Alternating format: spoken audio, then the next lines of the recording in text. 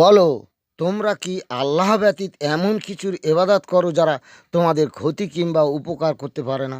বলো, হে গ্রন্থধারীরা, তোমরা তোমাদের ধর্মের ব্যাপারে বাড়াবাড়ি করো না, যা ঠিক নয়, এবং এমন লোকদের ইচ্ছানুসারে কাজ করো না যারা ইতিপূর্বে নিজেদের বিপদগামী হয়েছে, অনেককে বিপদগামী করেছে এবং সঠিক পথ থেকে বিচ্যুত হয়েছে। আল কোরআন সূরা ৫ আয়াত ৭৬-৭৭।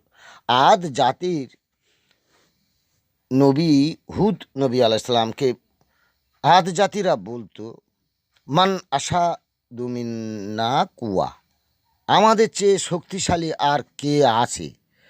নির্দেশ এলো, তুমি পাহাড়ের গুহায় আশ্রয় নাও। অতপর একটি ঘূর্ণাবর্ত তাদেরকে চতুর্দিক থেকে ঘূর্ণিঝড়ে ধ্বংস করে দিল।